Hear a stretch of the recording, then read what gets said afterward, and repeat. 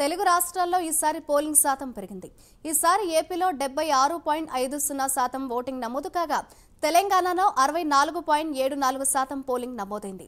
దేశవ్యాప్తంగా నిన్న జరిగిన ఓటింగ్లో 67.25% మంది ఓటర్లు తమ ఓటు హక్కును వినియోగించుకున్నారు. ఇక ఏపీలో అత్యధికంగా శ్రీకాకుళంలో 74.99% ఓటింగ్ నమోదు కాగా అత్యల్పంగా అల్లూరు జిల్లాలో నమోదైంది. ఇక తెలంగాణలో కూడా ఓటింగ్ శాతం స్వల్పంగా పెరిగింది. భువనగిరి పార్లమెంట్ పరిధిలో ఈసారి అత్యధికంగా ఓటింగ్ నమోదైంది. ఇక ఎప్పటిలాగే హైదరాబాద్ మరోసారి పోలింగ్లో వెనుకబడింది. కేవలం 46% మాత్రమే ఓటర్లు తమ ఓటు హక్కును వినియోగించుకున్నారు. దేశంలోని పలు రాష్ట్రాలలో వివిధ దశల్లో ఎన్నికలు జరుగుతుండగా తెలుగు రాష్ట్రాలలో మాత్రం ఒకే దశలో పోలింగ్ పూర్తయింది. తెలంగాణలోని 17 పార్లమెంట్ స్థానాలతో పాటు ఏపీలోని 25 పార్లమెంట్, 175 అసెంబ్లీ స్థానాలకు ఓటింగ్ జరిగింది.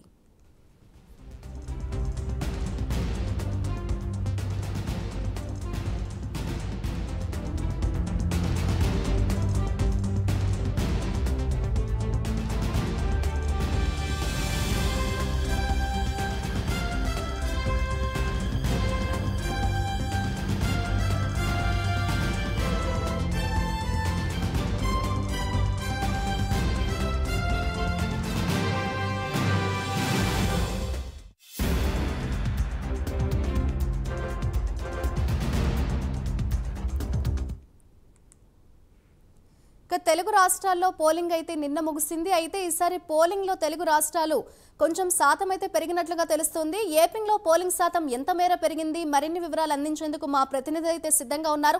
సాంబశివరావు, చెప్పండి, ఏపీలో పోలింగ్ శాతం ఎంత మేరకు పెరిగింది అని అనుకోవచ్చు అంటారు ఈసారి చూస్తే?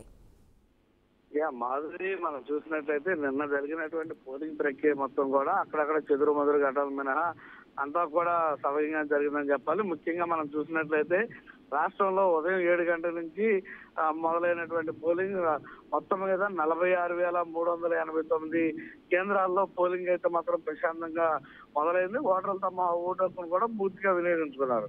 మొత్తం మీద రాత్రి ఉదయం 9 గంటలకైతే కావచ్చు, మధ్యాహ్నం 3 గంటలకు కావచ్చు, సాయంత్రం 5 గంటల వరకు కూడా 68.4% నమోదైనటువంటి ఓటింగ్ పర్సెంటేజ్. రాత్రి 10 గంటల వరకు కూడా, 12 గంటల వరకు కూడా కొన్ని చోట్ల ఓటింగ్ నమోదు అవుతూనే ఉంది.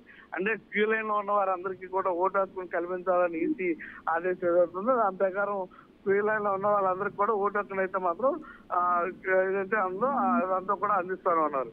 మొత్తం పోలింగ్ ప్రారంభంలో 275 బ్యాలెట్ యూనిట్, కంట్రోల్ యూనిట్లు, 600 వీపీప్యాట్లు చిన్న చిన్న సమస్యలు తలెత్తినప్పటికీ కూడా వాటన్నిటిని అధిగమించుకుంటూ ఏదైతే రిజర్వ్ లో ఉన్నటువంటి వీవీప్యాట్లు కావచ్చు, ఈవీఎంలు కావచ్చు, వీటన్నింటి ద్వారా కూడా పోలింగ్ చేయడంతో గతం కంటే ఎక్కువగా ఓటింగ్ నమోదయ్యేటటువంటి అవకాశం అయితే కనిపిస్తోంది.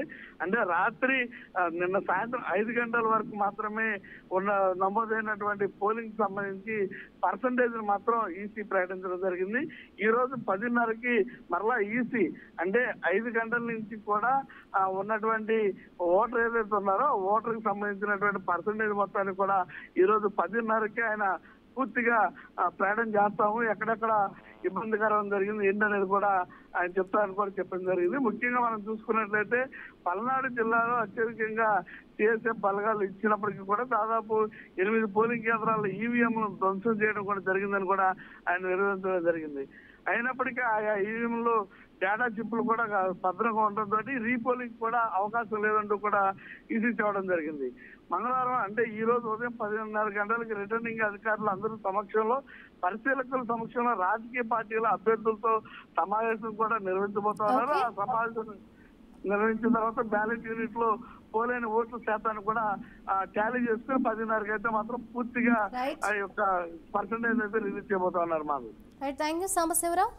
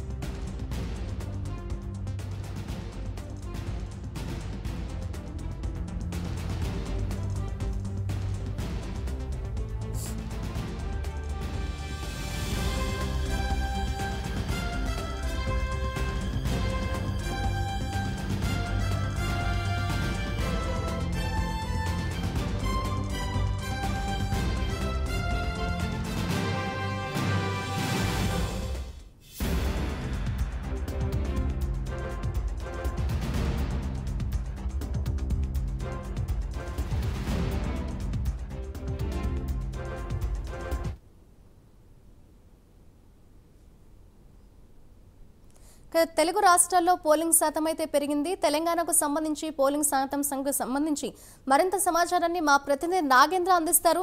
నాగేంద్ర, చెప్పండి, ఈసారి చూస్తే పోలింగ్ శాతం తెలుగు రాష్ట్రాల్లో పెరిగినట్లుగా తెలుస్తోంది. తెలంగాణకు సంబంధించి పోలింగ్ శాతం అనేది ఎంత మేర పెరిగిందని అనుకోవచ్చుంటారు?